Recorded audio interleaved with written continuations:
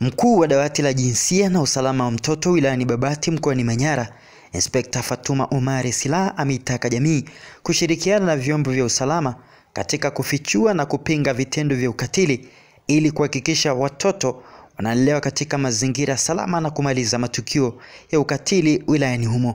Inspekta Fatuma ametoa wito huo mara baada ya kutembelea kituo cha watoto yatima cha Hosana na kukabidhi misaada mbalimbali ya vyakula kwa watoto wanaolelewa katika kituo hicho. Na hii ni taarifa zaidi kutoka Babati, Manyara. Kwa majina naitwa Inspekta Fatuma, ni inchaji wa dawati la jinsia na usalama wa mtoto wilaya ya Babati.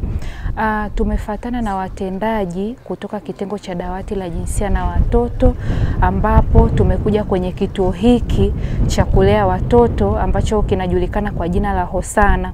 Lengo la kutuleta katika kituo hiki ni kuja kuwaona hawa watoto, kwa kuwafariji, lakini pia kuwapa moyo kama matendo ya huruma, kuonyesha ubinadamu na utu.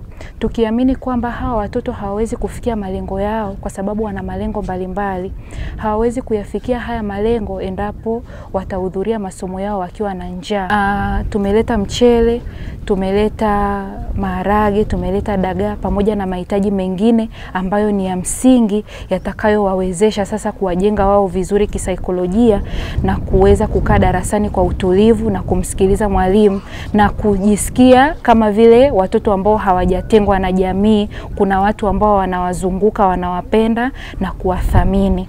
Natoa wito kwa jamii, kwa wote tushirikiane wote kwa pamoja kuvifichua na kuvipinga vitendo hivi vya ukatili. Tunatamani sana kwa wilaya yetu hii ya Babati kupunguza matukio haya, kuyamaliza kabisa, lakini kama haitawezekana kulingana na changamoto mbalimbali ambazo tumekuwa tukizipitia au kukumbana nazo, tupunguze matukio haya. Kwa hivyo jamii kwa ujumla, sio tu katika kutoa taarifa kuwafichua hawa wahalifu ambao wanafanya vitendo hivi vya ukatili, unyanyasaji pamoja na utelekezaji, vile vile wajitokeze kuja kuwagusa hawa watoto.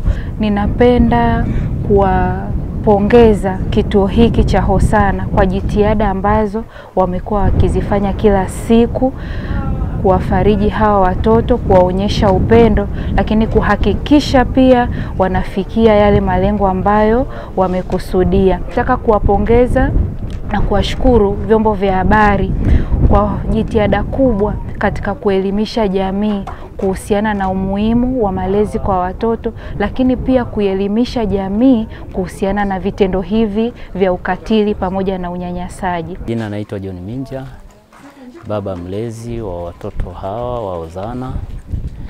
Kwa kweli tunafurahi sana ndugu zetu wa polisi jamii kututembelea leo na kutuletea msaada.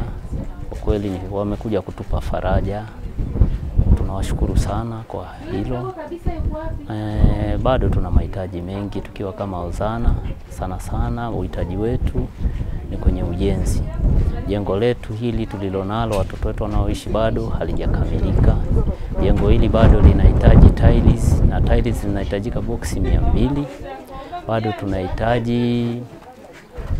Bado tunahitaji mafundi wa kuflashi, wa kufanya skimming, ili basi itakapofika muda tuweze kupiga rangi huko ndani. Bado tunahitaji milango kwa ajili ya watoto wa kiume, milango ya ndani bado hatujakamilisha, japo kwa watoto wa kike tumeshakamilisha.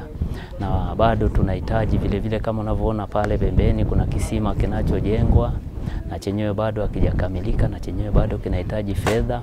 Bado tunahitaji fensi ambao ni ukuta wa kuzunguka kwa ajili ya watoto wetu wawepo katika mazingira ambayo rafiki kwa upande wao. Kama unavyoona sasa hivi pako pleni tu.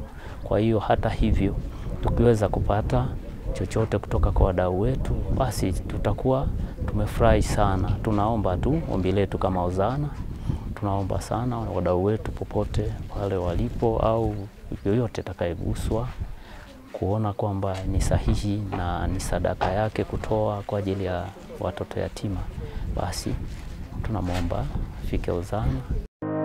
Ili kuwa mwanafamilia bora wa Global TV, usisahau kusubscribe, like, kushare na kucomment.